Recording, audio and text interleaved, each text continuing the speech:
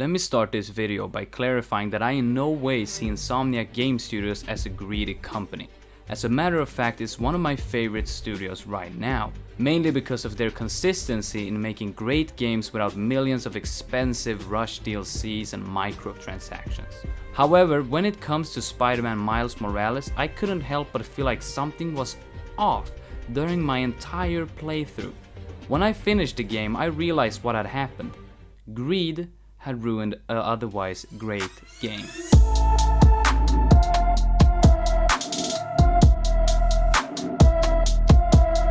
But before we jump in, let us examine the first Spider-Man game that Insomniac released.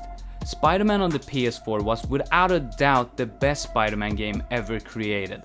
The swinging was amazing and smooth. Not once did I use fast travel, as swinging through the city was always a joy. The combat was thrilling, fast-paced and engaging. The versatility of gadgets and combos was a thrill, and I would always mix and match to see how I could best defeat my opponents. Despite of course certain OP items such as Web Blossom and Suspension Matrix. However, not only was the gameplay amazing, but the story. Holy hell, was it an amazing story.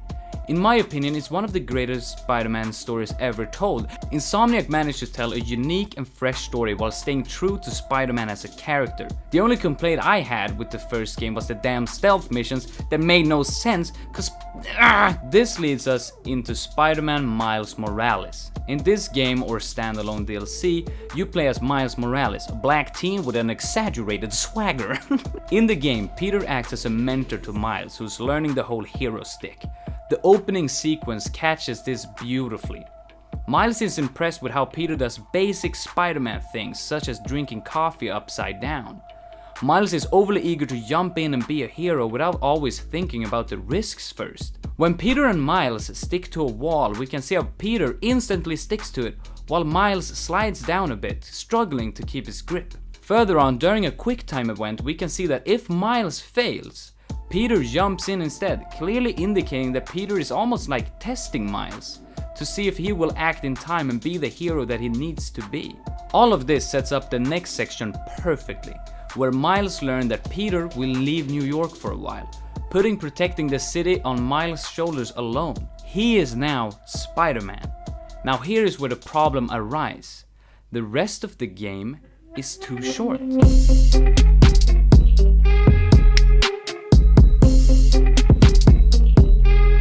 The story that Insomniac is aiming for here is an amazing story.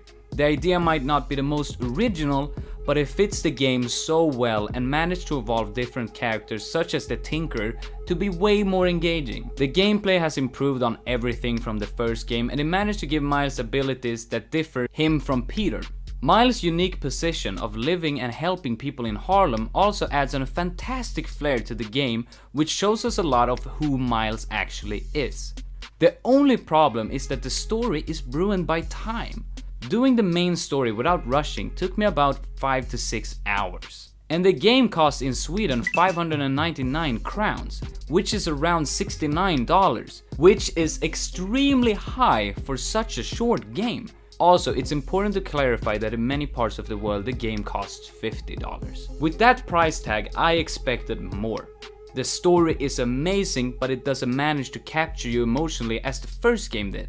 It has some amazing moments and every cutscene is incredibly beautiful and engaging, but it all feels so fast. There's no time for the player to react or get invested in what's happening. You find out about a mystery and 10 minutes later it's solved. You have a problem, 1 mission later, it's resolved. The game flies by. During the entire playthrough, it felt like a $20 DLC. It felt like the 3 DLCs we got for the first game. It's an amazing story for the short time that it has to be told, and it makes me sad that it didn't, for whatever reason, make it a full game.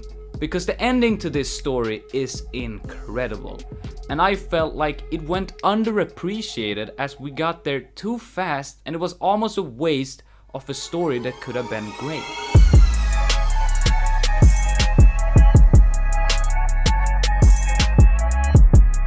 Here's why I say that greed ruined this game.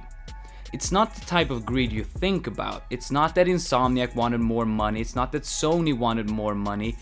It's that the game had big shoes to fill. Spider-Man Miles Morales was one of the main launch titles of the PS5, and with the massive success of the first game, people were hyped. Before they announced that it was coming to the PS4, I was ready to get the PS5 just for this game. In order to give more, Insomniac remastered the first game and gave it with the copy of Miles Morales. They also offered a free upgrade for everyone who bought the PS4 version. This is amazing for a Spider-Man nerd like me, but what if you don't want to play the first game again? What if you don't want to buy a PS5? The game is too expensive. With the price came expectations that the game would be long, and there were even promises that the game would be around half the length of the original. That would be around 10 hours, which most people would probably be fine with. But the game was more around 5 hours, which is half of what was already half. I loved Miles' story. I played it through 2 times. I thought it was an amazing story. The characters were super well developed with the time they had. Sadly, not even on my second playthrough I could really get invested in other characters despite Miles. Miles is the clear strong suit of this game. It's clear that they want to set him up for the next game, and they do that beautifully. Miles really became way more fleshed out. I can't wait to see what more they're gonna make with him, but the rest of the character had such potential if only the story was a few hours longer. Insomniac made an amazing story with the time they had to tell it, but I can't recommend the game to anyone. It's hard to argue that you should spend that much money on basically a DLC. It's an amazing game, but don't buy it.